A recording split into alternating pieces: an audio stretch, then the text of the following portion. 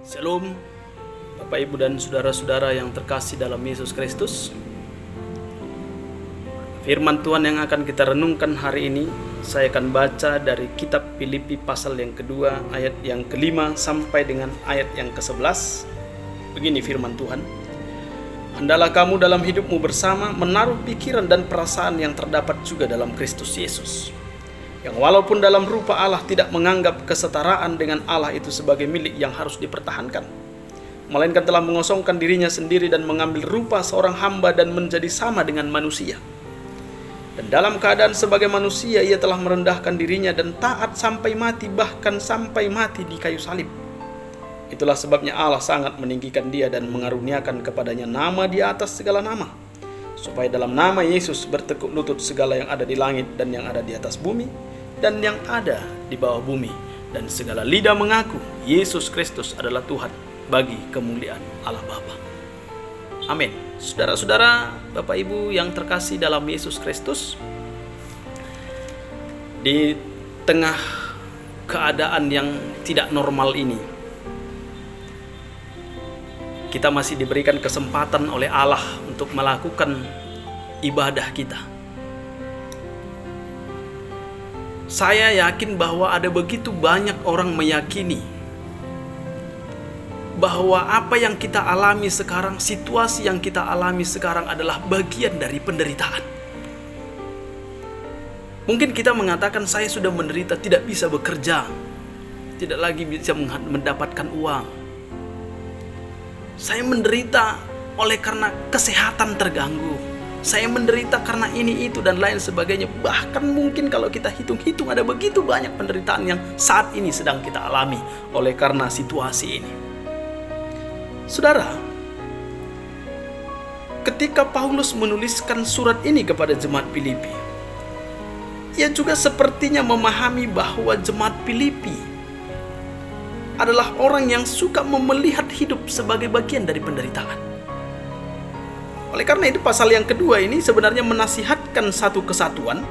Lalu pada ayat yang kelima sampai ayat 11 tadi adalah bagian dari nasihat untuk merendahkan diri. Mengapa harus merendahkan diri? Saudara Bapak Ibu yang terkasih dalam Yesus Kristus, merendahkan diri adalah salah satu cara untuk melihat bahwa hidup, untuk melihat bagaimana hidup ini. Artinya saudara-saudara, kalau kita melihat hidup ini melalui kacamata orang lain, kalau kita suka membanding-bandingkan hidup kita dengan orang lain, maka kita akan sering mengatakan bahwa hidup ini adalah penderitaan. Pasti kita akan mengatakan, kok aku tidak mendapat ini Tuhan, kok dia mendapat itu. Atau kita akan mengatakan, kok aku belum diberkati Tuhan, dia sudah diberkati. Saudara-saudara, sebenarnya itulah yang membuat kita mengatakan bahwa hidup ini penuh dengan penderitaan. Kalau kita menyadari siapa diri kita di hadapan Allah, maka saudara-saudara, adakah kita yang mengatakan bahwa kita ini menderita? Apakah standar penderitaan? Saudara-saudara, kita sebenarnya harus membandingkan diri kita dengan Allah yang menjadi Kristus ketika ia hadir ke dunia ini. Sebenarnya ia adalah Tuhan, menjelma menjadi manusia untuk menyelamatkan saudara dan saya. Tetapi ia juga harus mengambil penderitaan. Ia harus mati disalibkan oleh karena dosa-dosa kita, bukan karena dosanya. Ia menjalani siksaan yang luar biasa, ia menjalani derita yang luar biasa karena mau menyelamatkan. Lalu saudara-saudara, ia yang tidak berdosa, ia yang tidak bersalah, harus mati menderita. Lalu penderitaan semacam apa yang kita alami sekarang? Kita mengatakan penderitaanku ini karena tidak bisa keluar rumah, karena tidak bisa melakukan pekerjaan. Sebandingkah dengan darah Kristus? Saudara Bapak Ibu yang terkasih dalam Yesus Kristus, oleh karena itu dalam situasi yang seperti sekarang ini, mari kita tidak melihat ini hanya sebagai penderitaan saja, tetapi marilah kita mensyukuri ada begitu banyak hal sebenarnya yang sudah Tuhan rancangkan dalam kehidupan dunia ini. Kalaupun saat ini kita mengalami penderitaan menurut kita, tetapi saudara-saudara, saya yakin dan percaya penderitaan yang kita alami akan mendatangkan sukacita bagi orang yang percaya dan mengimani bahwa pada waktunya Allah akan memberikan yang terbaik dalam kehidupan kita. Oleh karena itu, kalaupun kita memahami ini sebagai penderitaan, sabarlah. Kita harus bersabar.